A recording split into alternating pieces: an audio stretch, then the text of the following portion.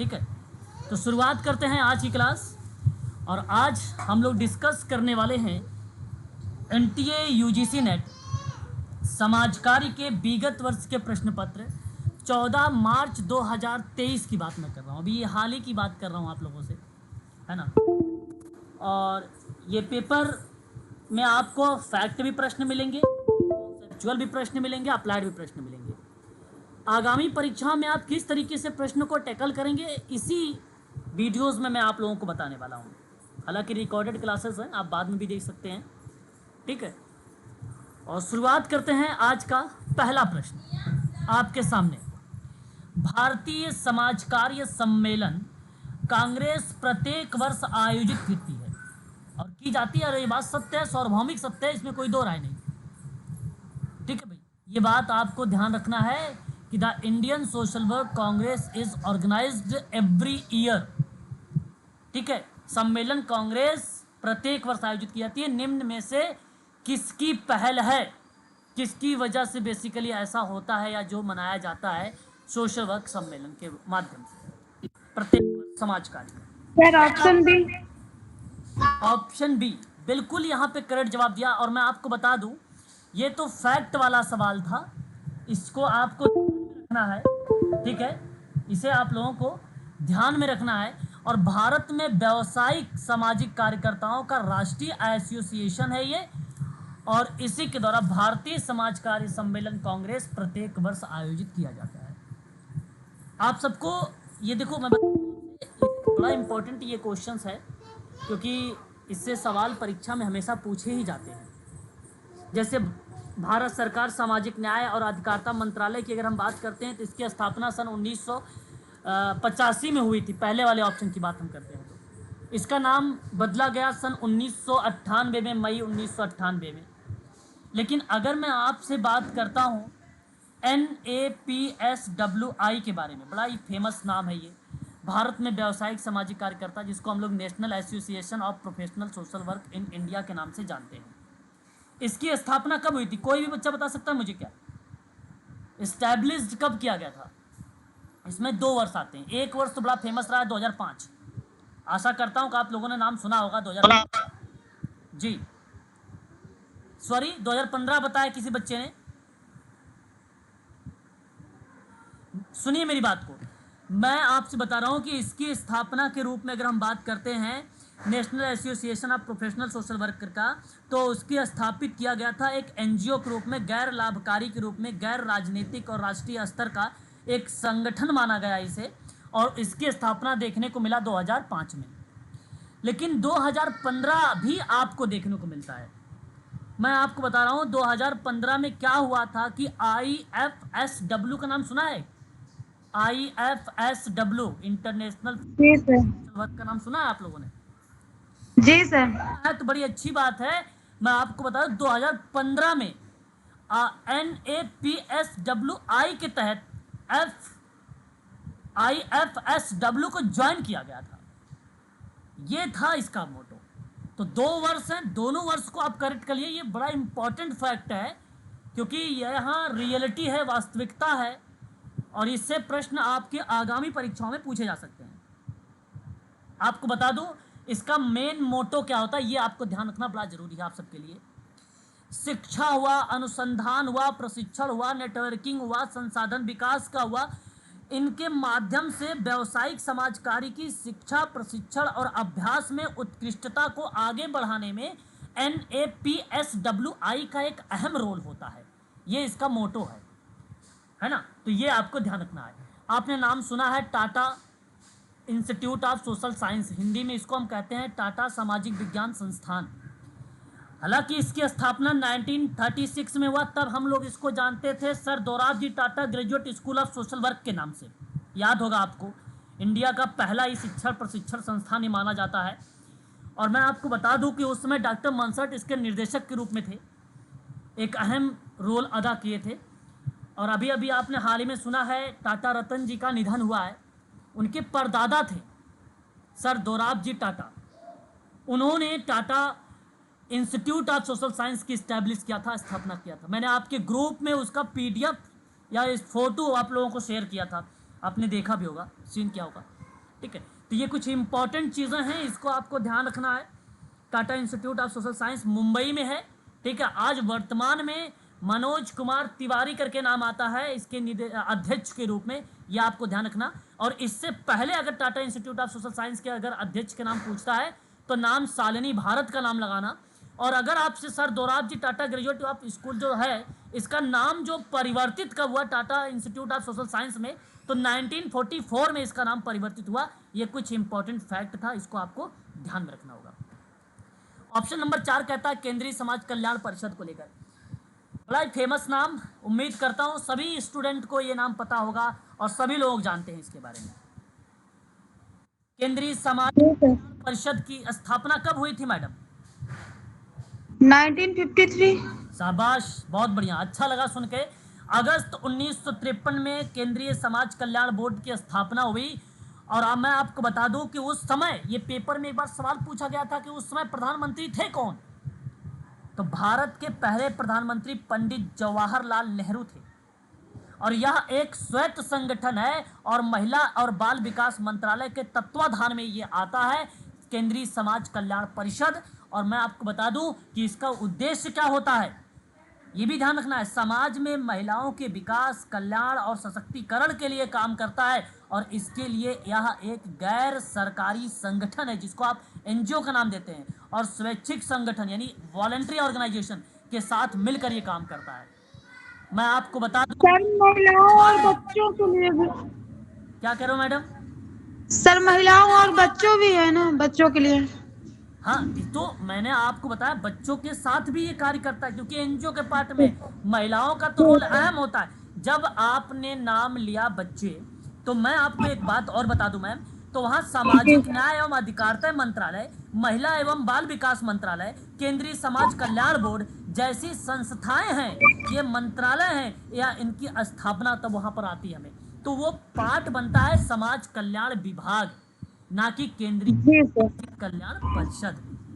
और जी केंद्रीय सर, समाज थैंक यू। कल्याण परिषद की बात कर रहा हूं मैं आपसे, तो आपका दिमाग सीधा महिलाओं पर क्लिक होना चाहिए। और यदि मैं आपसे समाज कल्याण विभाग की बात करता तो आपका दिमाग सीधा क्लिक होना चाहिए महिला एवं बाल विकास मंत्रालय।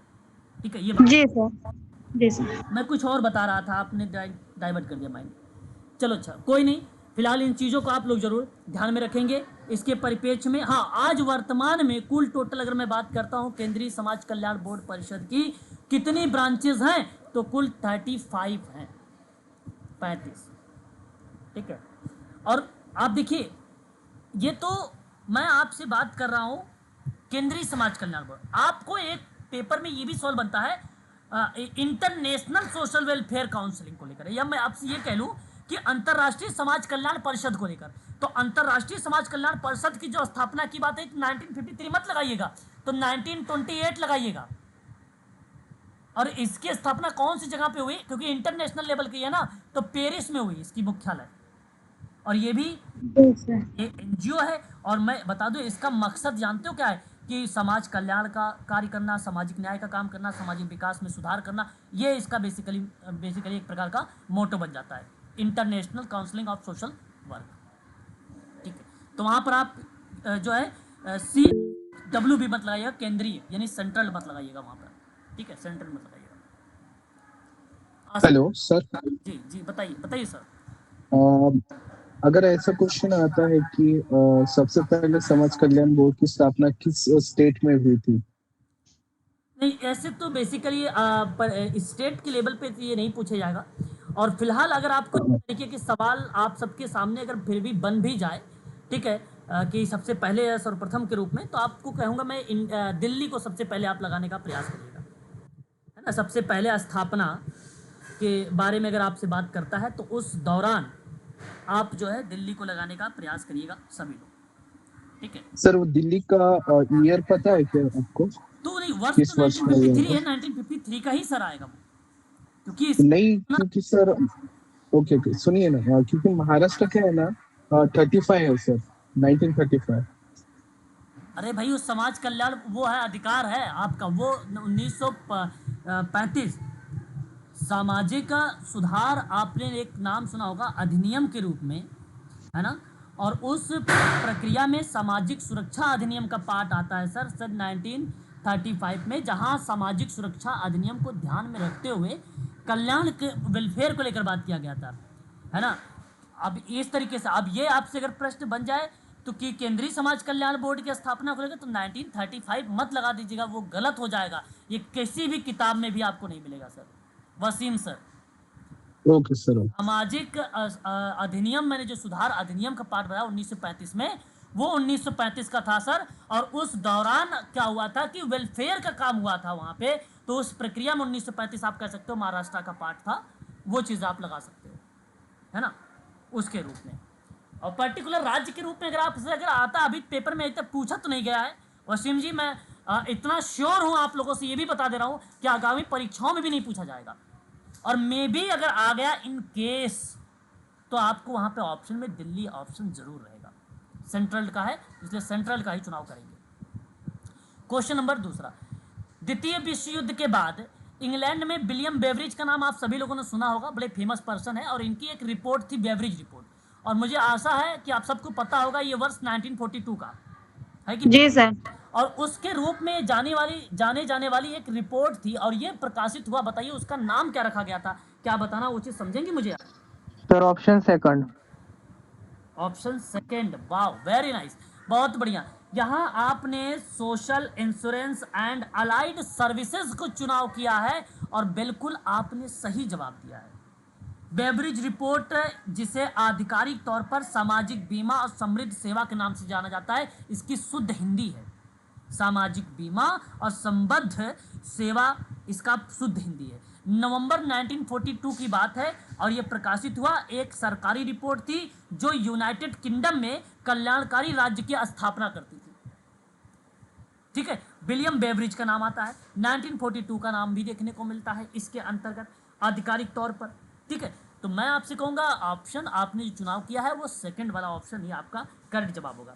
कुछ इसी तरीके की रिपोर्ट है, जैसे एक यंगेस्ट बैंड रिपोर्ट करके आता है, वो 1968 के रूप में देखने को मिलता है, जहां व्यावसायिक व्यक्तिगत समाज कार्य की बात होती है, और उस क्रिया में कम्युनिटी को भी रिलेट होती है। रिपोर्ट की बात मैं कर रहा हूँ। कुछ सीबोंग रिपोर्ट आती है जो 1959 में टोटली कम्युनिटी पर बेस्ड मानी जाती है। लेन रिपोर्ट एक आती है 1939 की, जो बेसिकली मानी जाती है 1939 की कम्युनिटी बेस्ड पे। ठीक है, तो कुछ रिपोर्टेज हैं, आप पेपर में कहता है कि सीक्वेंस लगाओ, इसी पेपर में आया हुआ सवाल है, मैं आगे आपको दिखाऊंगा इसका सवाल। ठीक है, फिलहाल एक और सवाल लेते हैं वसीम जी। देखिए, encyclopedia of social work in India का नाम तो सुना होगा आपने, प्रथम संस्करण को किसके द्वारा प्रकाशित कराया गया था, बताइए Ritu madam. Sir option C. Okay, बस एक ही बच्चा है भाई, और भी मैं राय जानना चाह रहा हूँ आप लोगों के, भाई बच्चा गलत भी हो सकता है, इसलिए राय जानना चाहूंगा इस प्रश्न का जवाब क्या होना चाहिए प्लीज। चलो मैं बताता हूँ फिर। Encyclopedia of social work in India का आपने ऑप्शन अगर सी दिया है मैडम, तो बहुत सही जवाब दिया है, योजना आयोग, करेक्ट जवाब है ये आपका, ऑप्शन सही है। अब देखिए थोड़ा सा समझने की बात है इसमें, है ना। Encyclopedia of social work in India कहता क्या है, मैं आपको बताता हूं, मेरी बात को बड़े ध्यान सुनिएगा। 4 खंडों में यह प्रकाशित एक किताब है मैडम। कितने खंडों की? 4 खंडों की। 4 खंडों की। और मैं आपको बता दूं, इसका जो दूसरा संस्करण रहा और जो पहला संस्करण रहा, बड़ा फेमस रहा है। पहला संस्करण तो पेपर में आया हुआ, लेकिन दूसरा संस्करण भी मैं आपको बताऊंगा। इसका जो पहला संस्करण था 1968 में हुआ था, और 1968 में जब हुआ तो इसका संशोधन का पाठ हुआ साल 1978 में, 10 साल बाद। ठीक है, 10 साल बाद। और इस किताब में मैं आपको बता दूं, इस संस्करण में लोगों के कल्याण को बढ़ाने के लिए काम किया गया था, और बात ध्यान रखने वाली बात है सोशल वर्क के माध्यम से। इसमें ना लोगों को आवास, वित्तीय सहायता, रोजगार, प्रशिक्षण, सेवा, स्वास्थ्य सेवा, परिवहन से जोड़ने का कार्य किया गया था। अब आप लोग करते क्या थे इसमें? सामाजिक कार्यकर्ता यह सुनिश्चित करता था कि लोग अपने जीवन में होने वाली जो कानूनी कार्रवाई है उसको सही तरीके से समझ सके। आप लोग देखिए फेसबुक वगैरह देखते होंगे, यूट्यूब वगैरह देखते होंगे, रील वगैरह, तो उसमें दिखाते हैं कि अगर कोई पुलिस वाला आपको पकड़ लेता है तो आपको ये धारा पता होना चाहिए, इस पर क्या एक्शन लेंगे। आपने कुछ वीडियोज इस तरीके से देखे होंगे, शॉर्ट वीडियोज, है ना। कुछ इसी तरीके का काम सोशल वर्कर करता था, इसी तरीके का। और यही क्रिया जो बता रहे होते हैं यूट्यूब पे, रील वगैरह पे, यही क्रिया बेसिकली लोगों के कल्याण को बढ़ावा देने के लिए encyclopedia of social work in India के रूप में पहला संस्करण का रूप का कार्य करता है। ये पहला संस्करण के रूप में। तो मैं आपसे कहूंगा कि पहला संस्करण तो आपको पता हो गया, जो कि योजना आयोग के संबंध में था। और ये पता कैसे चला योजना आयोग के संदर्भ में? क्योंकि ये आवास, वित्तीय सहायता, रोजगार, प्रशिक्षण, स्वास्थ्य सेवा, परिवहन से जोड़ने का कार्य, इसका मतलब योजना आयोग था। ये बात तो सही है। दूसरा संस्करण सन 1987 में आया, समाज कल्याण मंत्रालय के प्रभाग आम, आपने सुना है प्रेम, PREM, इसका फुल फॉर्म भी शायद पेपर में आ चुका है, प्रभाग से प्रकाशित किया गया था। कितने लोगों को पता है इसका प्रभाग? प्लीज यदि पता है तो जवाब बताएंगे, अदरवाइज मैं तो हूं आप सभी लोगों के लिए यहाँ पर जवाब बताने के लिए। सर नहीं पता। कोई बात नहीं, मैं आपको बताता हूँ इसका फुल फॉर्म। और ये ध्यान देने वाली बात ये है कि जब भी चीज़ें आप समझें किसी चीज़ को ना, तो बड़े ही ध्यानपूर्वक नोट भी करते रहे। कॉपी पेन साथ में है सभी के ना, और होनी चाहिए। Yes sir. बहुत अच्छी बात है। इसका मैडम जब पेपर में पूछा गया तो ऑप्शन में आप देखिए, अभी याद आएगा आपको। एक था प्लानिंग, ठीक है, एक था रिसर्च, ठीक है, और एक था इवैल्यूएशन, ठीक है, एंड एक था मॉनिटरिंग। पेपर में आया था कि नहीं आया था भाई? जिन लोगों ने पेपर दे रहे हैं यूजीसी नेट का उनको पता होगा। जी सर। तो ये एक अहम रोल था, और मैं चाहूँगा कि इसको आप ध्यान रखिएगा। और ये divided of the ministry of social justice and empowerment. कहने का आशय मेरा ये है कि योजना कह लीजिए, नियोजन कह लीजिए, अनुसंधान, मूल्यांकन और अनुश्रवण, मॉनिटरिंग मतलब अनुश्रवण का एक विभाग के रूप में, एक मंत्रालय के रूप में सामाजिक न्याय और सशक्तिकरण बढ़ावा देने की बात कर रहा था। ये प्रेम जो संस्करण, जहाँ पे बेसिकली प्रेम जो शब्द रिलेट हो रहा है, जो एक प्रभाग है, जो एक विभाग के रूप में रिप्रेजेंट होता है इंसाइक्लोपीडिया ऑफ सोशल वर्क में। तो ये बात आपको ध्यान रखना होगा। ये प्रकाशित की हुई किताब थी, इसी के माध्यम से प्रकाशित किया गया था ये किताब, encyclopedia of social work in India, इसी के माध्यम से। ठीक है, ये बात ध्यान रखने वाली बात है। आगे बढ़ते हैं अगले सवाल की तरफ। ठीक है, याद रखने वाली चीज़ है, ये ध्यान रखना, भूलना नहीं। मिनिस्ट्री ऑफ एजुकेशन का नाम सुना होगा, शिक्षण मंत्रालय जिसको हम लोग बोलते हैं। सन 1985 का बात है, 26 सितंबर की। और इसको दो भागों में कार्य करता है, एक स्कूली शिक्षा, एक साक्षरता के रूप में। ज़्यादा बताने की जरूरत है नहीं मुझे यहाँ पे। लॉर्ड थॉमस मैकाले का एक अहम रोल था भारत में, है ना, इनका इस प्रक्रिया में। आगे देखिए, प्रथम चैरिटी ऑर्गेनाइजेशन सोसाइटी को निम्नांकित किस वर्ष में स्थापित किया गया था वसीम जी? सर इंग्लैंड में। अरे भाई, इंग्लैंड तो दो ऑप्शन में है, एक दोनों। हाँ, ऐसे बोलिए 1869 इंग्लैंड। सर ये अब आपका ऑप्शन सही आया है। तो कहने का आशय मेरा इस सवाल से ये है कि पहले the society of organising charitable relief and repressing mendicancy के नाम से इसको जाना जाता था। बाद में द चैरिटी ऑर्गेनाइजेशन सोसाइटी इसे कहा गया। एक बार परीक्षा में ये भी सवाल आया था, द लंदन करके आया था, लिखा हुआ था, याद आ रहा होगा आप लोगों को। The society for relief and repressing mendicancy करके पूरा नाम पूछ लिया था। और किसका नाम पूछा था? ये चैरिटी ऑर्गेनाइजेशन सोसाइटी का, COS का। ठीक है, तो मेरा कहने का मतलब ये है कि ये बेसिकली गरीबी को रोकना, धर्मार्थ का प्रयास करना, ठीक है, बुराई को ख़त्म करना, ठीक है, असामाजिकता को ख़त्म करना, अनैतिकता को ख़त्म करना, इस तरीके की क्रियाओं पर चैरिटी ऑर्गेनाइजेशन सोसाइटी एक अहम रोल करती थी। और ये पहली थी जो 1869 की थी, UK की। और दूसरा एक 1877 का जो है ना, ये आपका USA के माना जाता है। USA बफेलो का नाम सुना होगा आप लोगों ने, सभी लोगों ने, है ना, अमेरिका। जी सर। Charity organisation society. तो अच्छा, रोल दोनों वही था भाई। मैं आपको बता दूं, इंग्लैंड का कॉपी करता था USA, है ना। सोशल वर्क में खासकर कॉपी वाला रोल याद रखिएगा, है ना। और आज भी USA कॉपी करता है भाई, इंडिया का कॉपी कर लेता है, अदर स्टेट का कॉपी कर। क्यों? आज चालाक है USA, इसीलिए करके आगे बढ़ रहा है ना।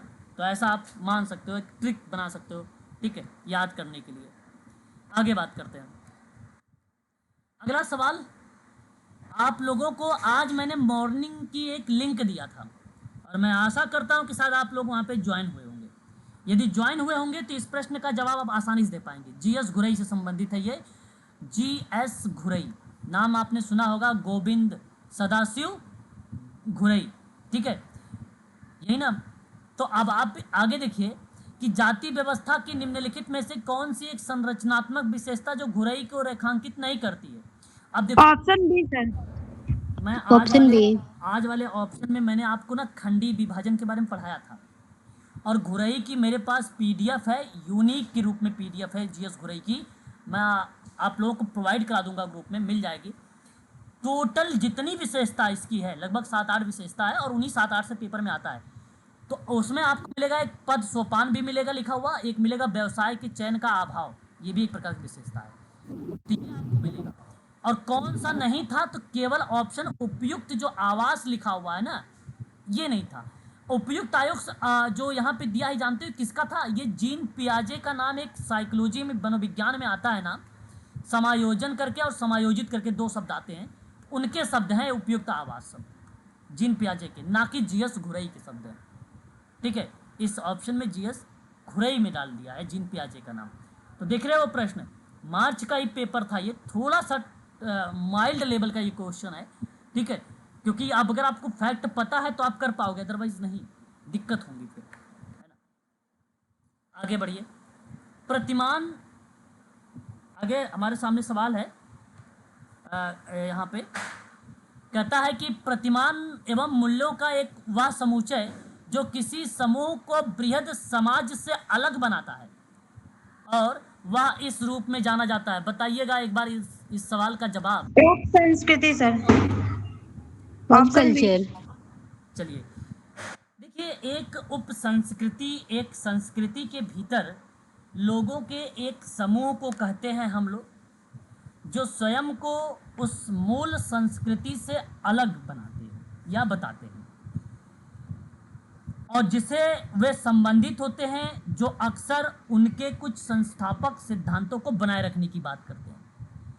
अच्छा, आप मुझे एक शब्द बताइएगा, वो कौन सी ऐसी प्रक्रिया है जो अपनी संस्कृति और अपने समाज को महत्व देती है? कोई ऐसा स्टूडेंट है? प्रतिमा है क्लास में?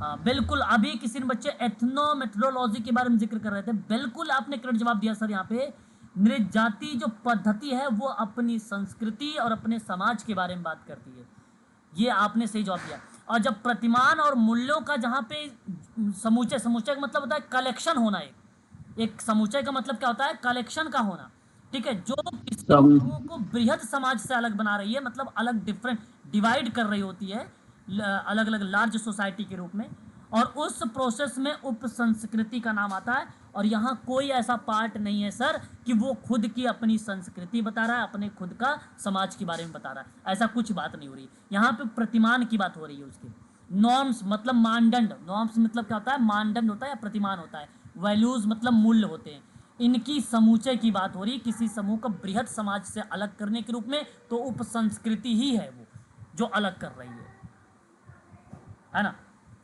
ये बात ध्यान रखिए। एक शब्द यहाँ पे बहुसंस्कृति है, अब इसके बारे में थोड़ा समझिए। कोई भी देश तभी बहुसंस्कृतिक कहलाता है, बात को सुनिएगा सर, जब वह अपने यहाँ उपस्थित लगभग सभी संस्कृतियों को समान महत्व देता है। बात सही है कि नहीं? मल्टी तभी आप कहलाओगे जब सबको इक्वलिटी का रूप दोगे, है ना। उपस्थिति लगभग सभी संस्कृतियों के समान होती है। एक से अधिक जाति, समूह या संस्कृति से बनी क्रियाएं जो होती हैं वो बहुसंस्कृति कहलाती है सर, ये बात ध्यान रखिएगा। और पितृसत्ता तो ऐसा कोई स्टूडेंट नहीं जिसको ना पता हो। यह एक सामाजिक व्यवस्था है जिसके अंतर्गत महिलाओं की तुलना में पुरुषों को केंद्रीय भूमिका दिया जाता है। जी सर। तो वो पितृसत्ता बन गया, सिंपल सी बात है। और दूसरी बात आती है एक व्यक्तित्व। मैं व्यक्तित्व की बात कर लूं आप लोगों से, तो आप लोगों ने नाम सुना होगा फ्रांसिस गाल्टन का नाम, पर्सनालिटी में। और पर्सनालिटी का लैटिन, एक पेपर में बात सवाल आया हुआ था, लैटिन भाषा पूछा था, पर्सोना होता है, जिसका मीनिंग ऑप्शन में दिया हुआ था मुखौटा, नकाब, है ना, पर्सनालिटी का। और व्यक्तित्व एक संरचना है जो आपस में जुड़े व्यवहार, दिमागी भावनात्मक पैटर्न को इकट्ठा करता है, जैसे दिमागी पर्यावरण कारक बदलते हैं। और यही लैटिन भाषा में पर्सोना, मुखौटा, नकाब, नकली चेहरा के नाम से जाना गया था। जनक के रूप में फ्रांसिस गाल्टन का रोल आ जाता है। हालांकि इसको डिवाइड करते हैं कार्ल जुंग महोदय, है ना, जी सर। कार्ल जुंग महोदय। तो ये क्रियाएं हैं, है ना, इस चीज़ों को भी ध्यान रखिएगा। हर एक प्रश्न के पीछे कुछ लॉजिक दे रहा हूँ। प्लीज़ इसको क्लास समाप्त होने के बाद जरूर देखा करें आप लोग, ताकि इससे क्या होता है वो चीज़ें हमें याद रहती है। अच्छा सवाल है ये, और ये देखो आया हुआ है। आगामी सवाल, आगामी परीक्षा में भी ये सवाल आ सकता है, क्योंकि जिस प्रश्न में वास्तविकता है वही प्रश्न बनाए जाते हैं। मर्टन बहुत फेमस पर्सन है। तो रॉबर्ट मर्टन ने सामाजिक प्रकार को किस रूप में व्याख्या जो है व्याख्यात किया है, यानी उसका एक्सप्लेनेशन दिया है। तो आपको जवाब यहाँ पे बताना है। ये फैक्ट वाला सवाल है, मैंने आपको नोट भी करवाया है और ये टॉपिक हो चुका है। एक नाम जानते हैं क्या आता है मर्टन का? मैनिफेस्ट शब्द आता है, सुस्पष्ट प्रकार, जिसको हम लोग आप पेपर देखेंगे किताब हरियंट की किताब में, तो वहाँ पे एक प्रत्यक्ष प्रकार लिखा होगा, उसी को इंग्लिश में मैनिफेस्ट बोलते हैं। और एक शब्द आता है लेटेंट। लेटेंट को वहाँ पर देखेंगे हरियंट की किताब में, तो परोक्ष भी मिल सकता है, अव्यक्त प्रकार भी मिल सकता है। दो शब्द जो ना तो स्वीकार हो और ना ही वांछित हो, उस प्रक्रिया में परोक्ष शब्द आता है। अच्छा, पैराडाइन शब्द जानते हो? पैराडाइन किसने प्रस्तुत किया था? पैराडाइन आर.के. मर्टन। भूमिका पुंज शब्द का प्रतिपादन किसने किया था सन 1957 में? बताइए रितु मैडम। भाई आर.के. मर्टन, ऐसे मत करो, है ना, आर.के. मर्टन। तो विकल्प ए और डी का जवाब दे दीजिए मुझे। क्या थर्ड वाला ऑप्शन सही होना चाहिए कि नहीं, बताइए। ऑप्शन सी होगा सर। हाँ, ऑप्शन सी, वही थर्ड, ठीक है। चलिए इस प्रश्न का जवाब दीजिए और थोड़ा सा मनन करिए, तब तक मैं चार्ज लगाता हूँ लैपटॉप। लगाइए क्वेश्चन।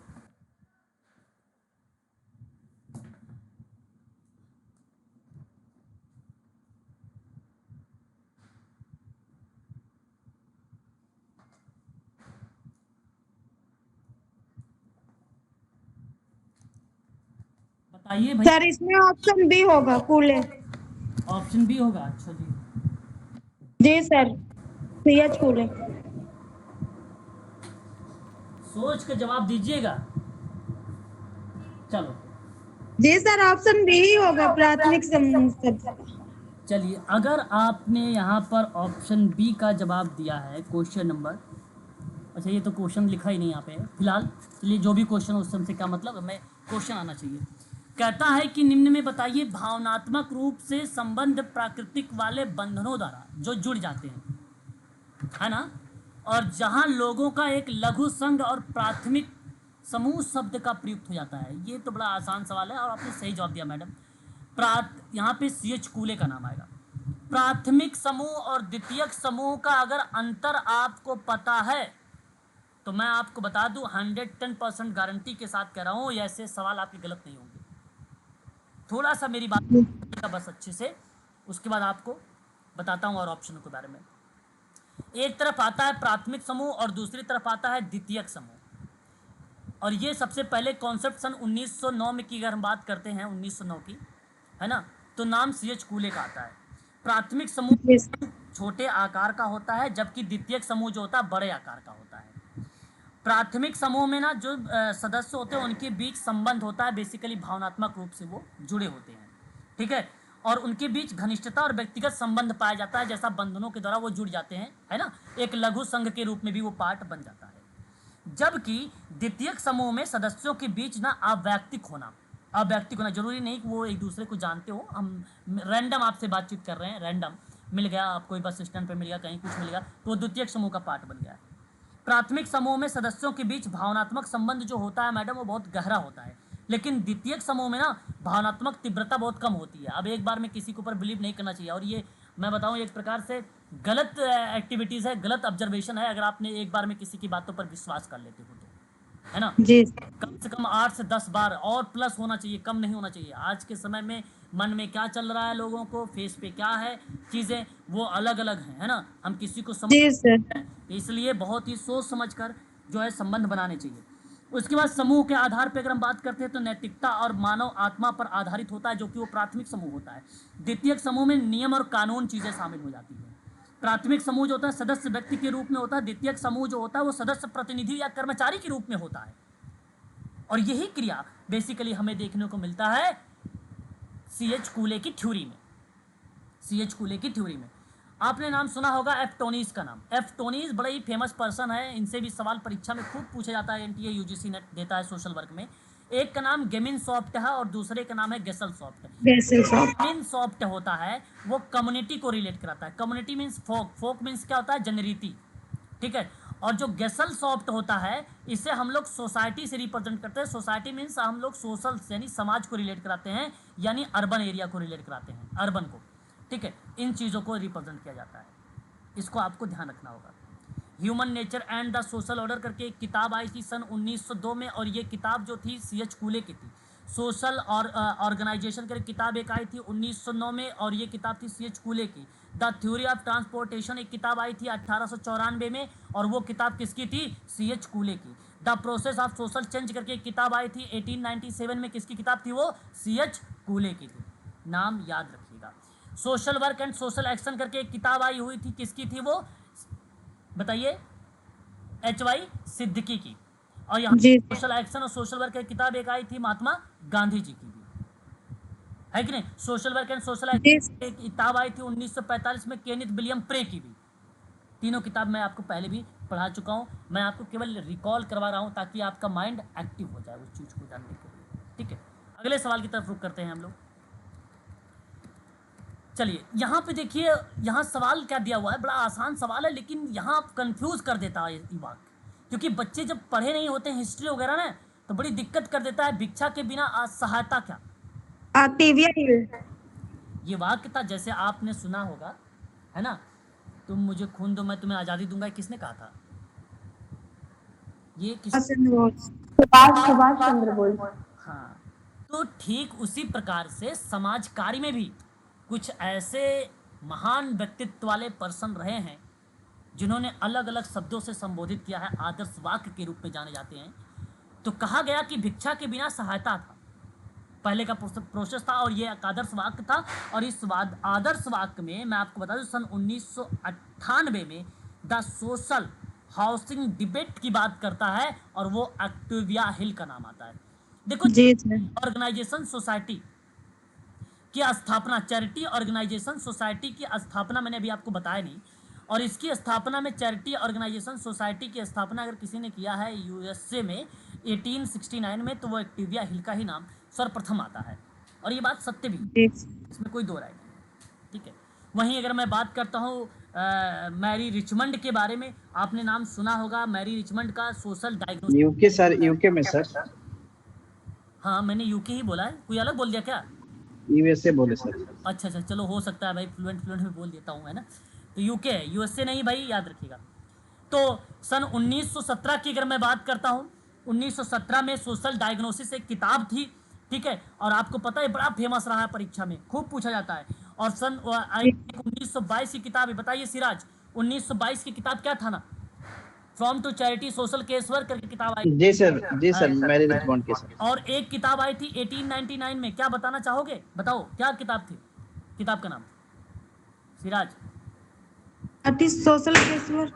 अरे फ्रेंडली, आपने नाम सुना होगा, friendly visitor, friendly visitor sir. Among the poor करके वो किताब रही, बड़ी फेमस रही, परीक्षा में तीनों किताब आया हुआ है। और ये मैरी रिचमंड, आपको एक परिभाषा बताता हूँ सोशल एक्शन का, और मैं आपको बता दूं कि इस बार 22 अगस्त को पेपर पूछा गया, तो प्रचार और जन सहायता को लेकर, प्रचार विधान के माध्यम से जन सहायता जो हो रही है वो सोशल एक्शन है। और सोशल एक्शन की ये परिभाषा किस विद्वान ने कहा था? तो वो मैरी रिचमंड ने कहा था। सोशल केसवर्क के जनक किसे कहा गया? सोशल केसवर्क के जनक किसे कहा गया?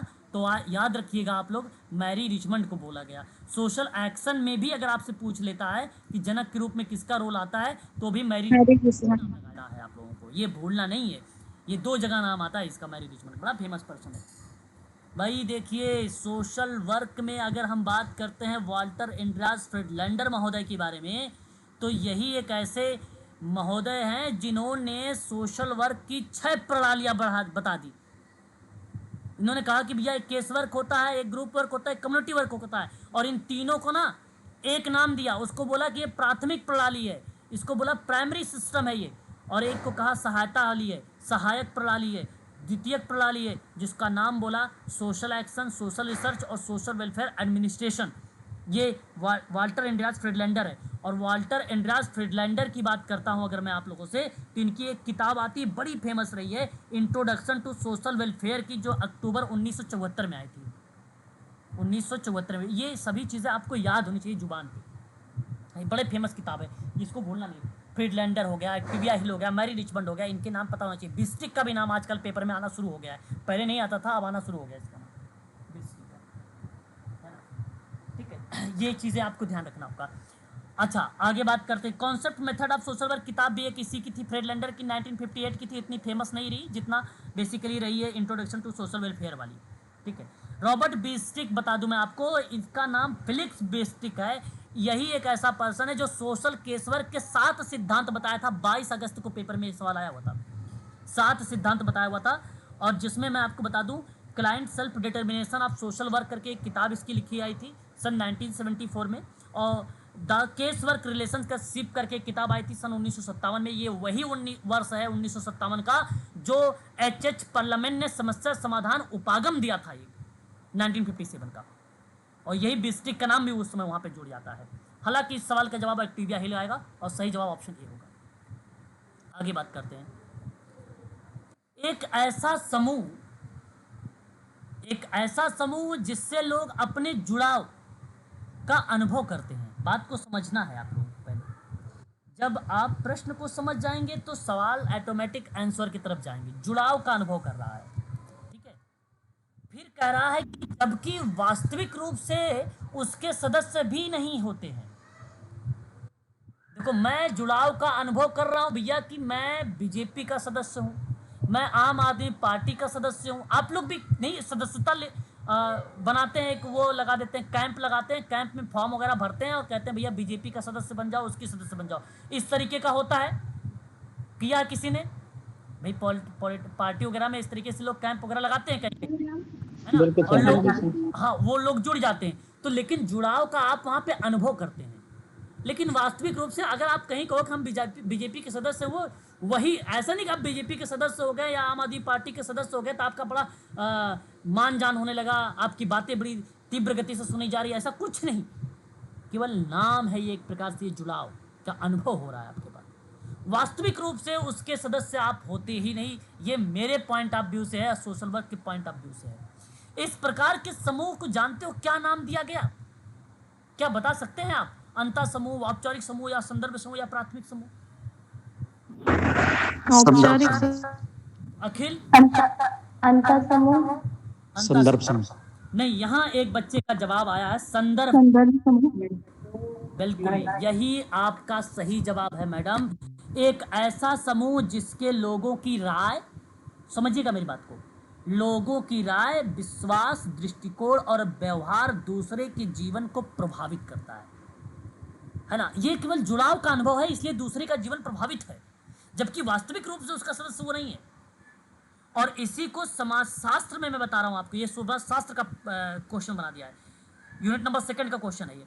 तो संदर्भ समूह की तुलनात्मक रूप से अगर हम बात करते हैं तो यही एक पार्ट माना जाता है जो संदर्भ समूह को रिलेट कराता है।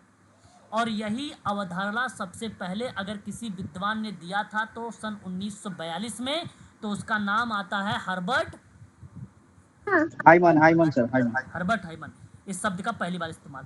तो लोगों का एक संग्रह होता है सर, समझ लीजिए, आज जहां पर आप लोग देखना कहीं पर कोई नुक्कड़ पर बैठ गया, कैंप लगा दिया, सदस्यता ले रहा है, तो तुरंत आपका दिमाग वहां पे क्लिक हो जाना चाहिए। अगर आपके साथ है तो आप उनको बोलिएगा भी कि लोगों का एक संग्रह होता है ये, और यहाँ बेसिकली जिससे तुलना करके व्यक्ति की अपने मानक तय करता है कि हमारे तरफ कितने पर्सन हैं, एक ऑब्जर्व कर रहा है कि भाई इतने लोग हमारे पास हैं और बाकी जो लोग नहीं रजिस्ट्री कराए हैं उसका मतलब है कोई अदर पार्टी से है ना। ऐसा एक मानक होता है इन लोगों का, इसलिए करवाते हैं। तो सामाजिक मानदंडों को समझने में ये काफ़ी मदद करता है रेफरेंस ग्रुप, है ना। तो रेफरेंस ग्रुप के जरिए व्यक्ति अपनी स्थिति और दूसरों की हैसियत का मूल्यांकन करने की भी एक पार्ट बनता है, एक फीचर होता है जो रिलेट कराता है उसके अंतर्गत। ठीक है, फिलहाल आगे बढ़ते हैं। अगला सवाल, डगलस का नाम आपने सुना होगा, मैं आपको वही डगलस का नाम बता रहा हूँ। कुल कितने सिद्धांत दिए थे इसने कम्युनिटी ऑर्गेनाइजेशन में? 20 है। बिल्कुल आपने सही जवाब दिया सर। यहाँ पे ये डगलस ने सामूहिक प्रक्रियाओं का वर्गीकरण किया, और इसी वर्गीकरण का एक नाम, बड़ा आसान सवाल था ये, और मैं चाहता हूँ कि इस सवाल के बारे में थोड़ा सा आप जानें फिलहाल। लेकिन यहाँ तो आप सभी लोग कहोगे भाई जाहिर सी बात है, क्लासिफिकेशन अगर करना है तो आप लोग तुक्का भी अगर आप मारते हैं ऑप्शन नंबर यहाँ पे जो है 4th वाले का, तो ऑप्शन आपका ये करेक्ट मान लिया जाएगा, गलत नहीं जाएगा। और ये बेसिकली एक बेसिक स्ट्रक्चर है लोकोमोटिव का, जहाँ टर्म यूज़ किया जाता है क्लासीफाई ग्रुप प्रोसेस को। मैं आपको सिंपल शब्दों में बताता हूँ, मेरी बात को ध्यान सुनिएगा। ये जो बेसिक शब्द लिखा हुआ है, जो संरचनात्मक शब्द लिखा हुआ है, जो लोकोमोटिव शब्द लिखा हुआ है, जो मोलर शब्द लिखा हुआ है, ठीक है, यही शब्द, ये टर्म जो यूज मैं कर रहा हूँ आप लोगों से, क्लासीफाई ग्रुप प्रोसेसिंग इन सोशल वर्क, ठीक है, याद रखिएगा। ये टर्म यूज किया जा रहा है क्लासीफाई करने के लिए, और वो किस क्लासीफाई करने की बात मैं कर रहा हूँ, समूह की प्रक्रिया को लेकर। और किसमें समूह की प्रक्रिया का मैं क्लासीफाई कर रहा हूँ, तो समाज कार्य में। ये सवाल आया हुआ भी है परीक्षा में और पूछा भी जा सकता है आप लोगों से। ये आपको इसका टॉपिक मिल जाएगा इग्नू की किताब में, इग्नू की किताब में ये मिल जाएगा साफ शब्दों में, ठीक है, इंग्लिश वाले में मिल जाएगा, ठीक है, वहाँ से आप आसानी से मैच कर सकते हैं यहाँ, ठीक है ना। सोशल ग्रुप वर्क किताब है, वहाँ पर आपको आसानी से मिल जाएगा। सब्जेक्ट कोड है यहाँ पर PSW करके आता है एक 8 में। अब आजकल बेसिकली सब्जेक्ट बदल गए हैं थोड़े से, कोड वगैरह, ठीक है, उसमें ये मिला, ठीक है। केरला पब्लिक सर्विस वाला एक स्कूल हुआ केरला का, बेसिकली एक पेपर हुआ था PSC का, और उसमें एक सवाल इससे पूछा गया था, सोशल वर्क में यही सवाल आया हुआ था, रिपीट हुआ था।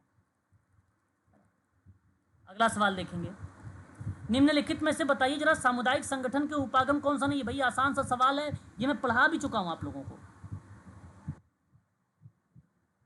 बताइए सिराज। 4 number sir, 4।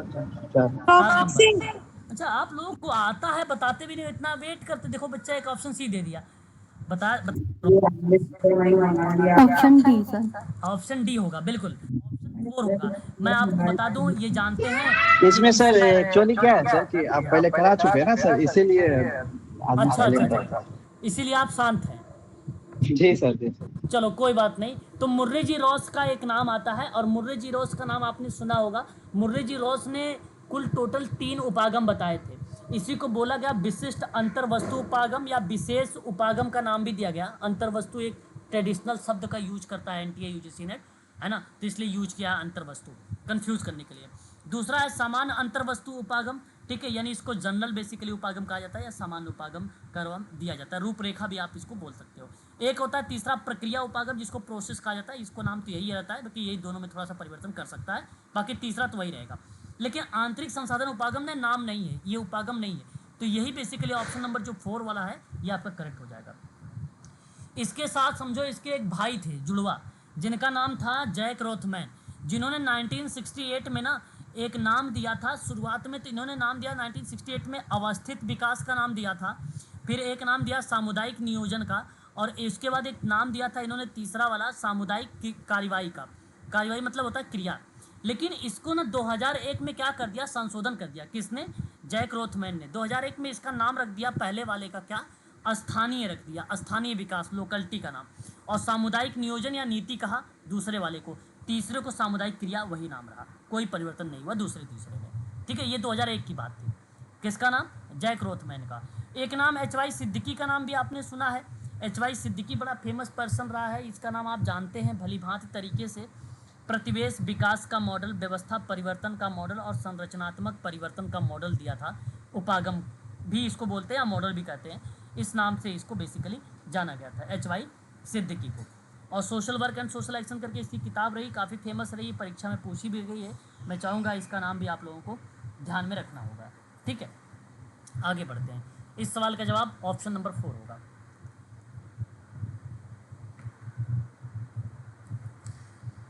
चलिए ये देखिए, सवाल आया है social work and social action करके, आपको ढूंढना है इसमें नाम किसका किसका। एक तो केनिथ विलियम प्रे का नाम ढूंढना है, दूसरा आपको महात्मा गांधी जी का नाम ढूंढना है, तीसरा आपको HY सिद्दीकी का नाम ढूंढना है।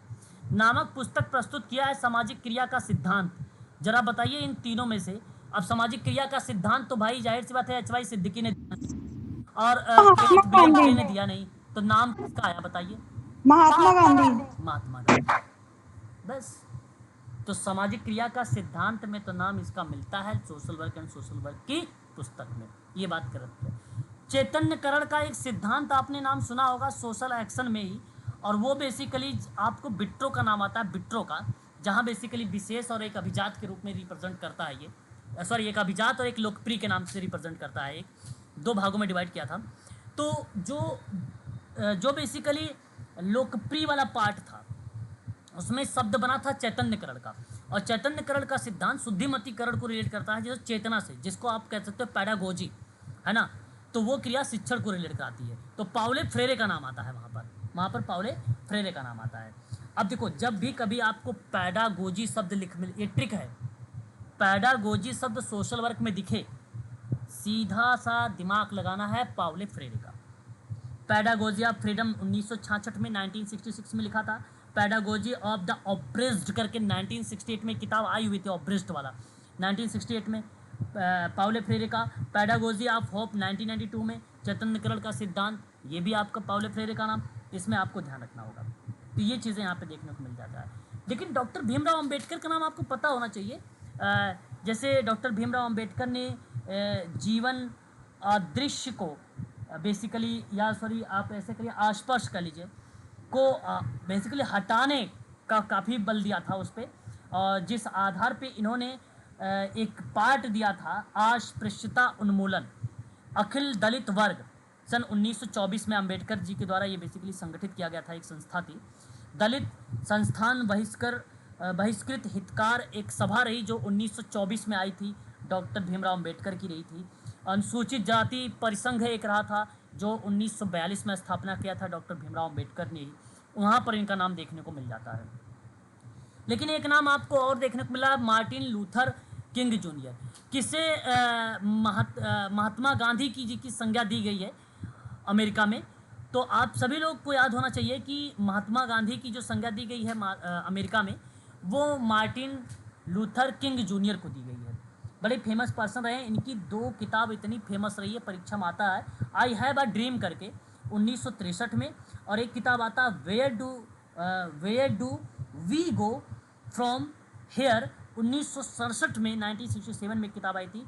और स्ट्रेंथ टू लव करके किताब आई थी मार्टिन लूथर की। लेकिन इंपॉर्टेंट केवल एक है, आई हैव अ ड्रीम, इसको आप ध्यान रखिएगा, 1963। लेकिन इसके साथ एक पर्सन का और मैंने आप लोगों का नाम लिखवाया है, फ्रांज फेनन का नाम। फ्रांज फेनन का नाम, वो ब्लैक स्किन वाला करके उनका किताब बहुत फेमस रही है। तो ये थोड़ा सा आप लोग ध्यान रखेंगे, है ना। PDF मैंने प्रोवाइड करा है, तो आपको टाइम मिले तो प्लीज़ एक बार इनको भी आप आज देख लीजिएगा, क्योंकि टॉपिक हो चुका है इनका, है ना। उसके बाद निम्नलिखित में से कौन सा सामुदाय कार्य के संघर्ष संबंधी दृष्टिकोण के निकट नहीं है? आसान सा सवाल है सिराज, जवाब बता सकते हो? MG रॉस, बिल्कुल। यहाँ पे देखो, संघर्ष संबंधी जो दृष्टिकोण रहा है वो MG रॉस का रहा है, विकल्प आपका सही रहेगा, मुर्रे जी रॉस।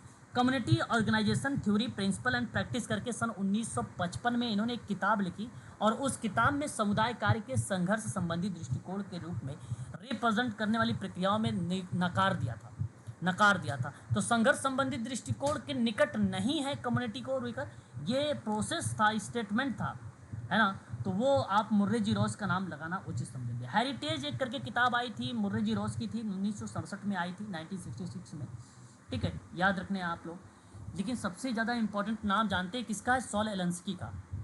सॉल एलेंस्की का। सॉल एलेंस्की के बारे में बता दूं आपको, रूल फॉर रेडिकल्स एक किताब आई थी इसकी सन 1971 में, रूल फॉर रेडिकल्स करके, और इन्होंने ही बेसिकली एक थेरोपेटिक फॉर रियलिस्टिक रेडिकल्स का नाम देते। जब अब इनके में देखो ट्रिक क्या आएगा, तीन किताब है इनकी, तीनों किताब रेडिकल से जुड़ा हुआ है, रेडिकल्स के नाम से। जैसे पैडागोजी शब्द जुड़ा हुआ है पाउले फेरे से ना, रेडिकल के नाम से जुड़ा हुआ है सॉल एलेंस्की का नाम।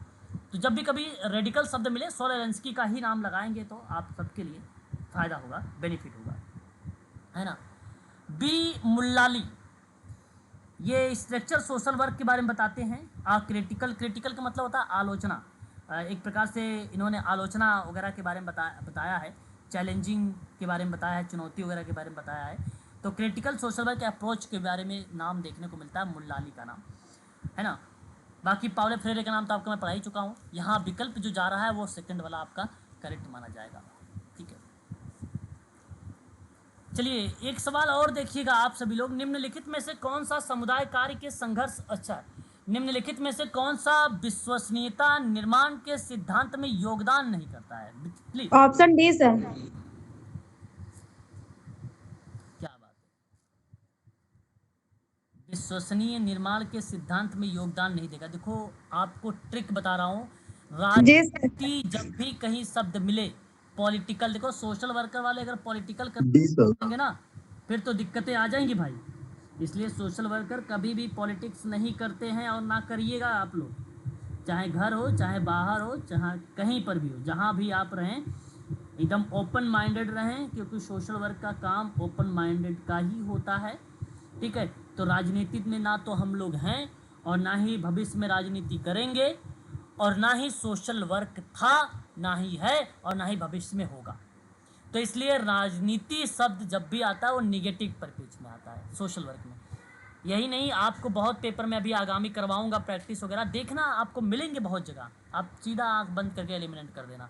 और सवाल सीधा है, सिद्धांत में योगदान नहीं करता है तो वो राजनीति नहीं करता, बाकी विपक्षी के प्रति सद्भाव का भाव रहेगा, उदाहरण प्रस्तुत करेगा और विशेष आवश्यकता महसूस की गई समस्याओं का चयन भी करेगा। तो विकल्प बचा 4 और 4 ही नहीं होगा, ठीक है। एक आखिरी सवाल देखिएगा, अच्छा सवाल है, आप लोगों को थोड़ा सा यहाँ पे शुद्ध हिंदी का प्रयोग किया गया है। इस बार जो दिसंबर का पेपर बनेगा ना, मुझे पूरी चांस है, पूरा मुझे लगता है कि आप लोगों को कुछ इसी तरीके के प्रश्न बनाए जाएंगे, डिफ़िकल्ट टाइप के प्रश्न बनाए जाएंगे, क्योंकि इस बार कट ऑफ ज़्यादा चली गई, तो एनटीए इस बार थोड़ी कट ऑफ ज़्यादा लाएगा, इस बार ना कम ले जाएगा। इस बार कट ऑफ कितनी गई थी? 216 है ना जेआरएफ की, है कि नहीं, 205 नेट के लिए, ठीक है, ये थी कट ऑफ। तो कट ऑफ तो काफ़ी हाई चली गई थी, इसलिए इस बार कट ऑफ कम जाने वाली है। और मैं आप सबसे कहूँगा कि ट्रेडिशनल शब्दों का यूज़ होने वाला है। तो बहुमत पैमाने वाले दस्तावेज में उत्तरदाताओं का प्रत्युत्तर रिस्पॉन्स का विभेद किए बिना समान रेटिंग का चयन की प्रवृत्ति क्या कहलाती है?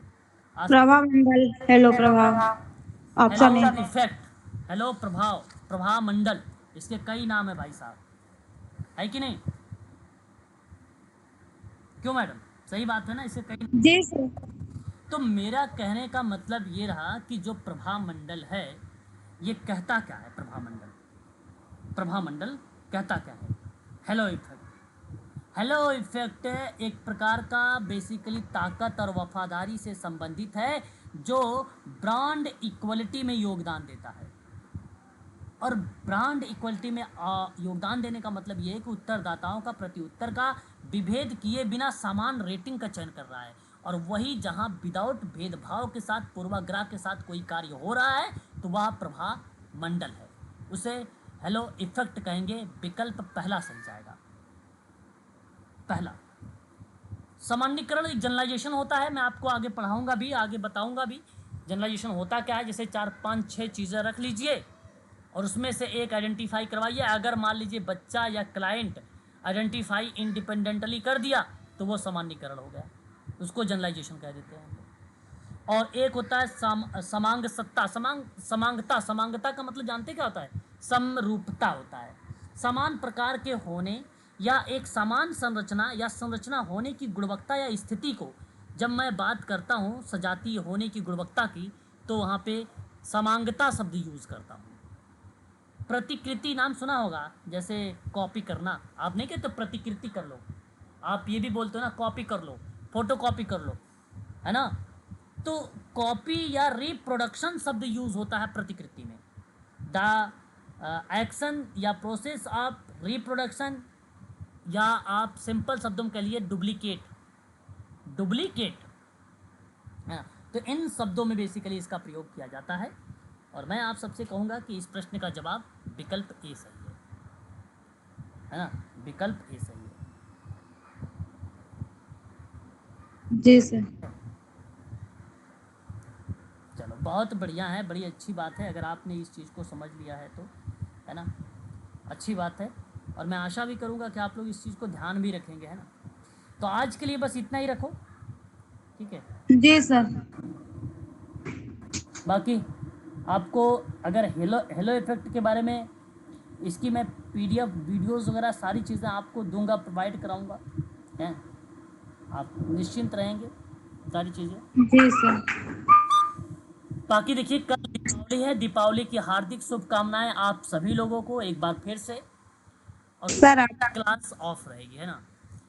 जी वाले पे आप लोग कम जलाना, जैसा कि आप सबको पता है कि पोल्यूशन बहुत होता है, और अगर पोल्यूशन होगा तो वो स्वयं हमी को ही नुकसान करेगा, है ना? सर। हाँ, अपनों को ही नुकसान करता है। और जब अपने किसी दुख या किसी दर्द में होंगे तो हमें को तकलीफ होगी, हम सबको। इसलिए अपने से ही बचाव करें, ना पटाखे जलाएं और ना ही किसी को जलाने दें, है ना? जी सर। लड़ाई मत कर लेना अगर कोई जबरदस्ती हम तो कर रहा है तो। हम है तो कि अभी नहीं? 2-4 को फोड़ चुके हैं सर। नहीं, ये तो गलती हो गलत गई। है।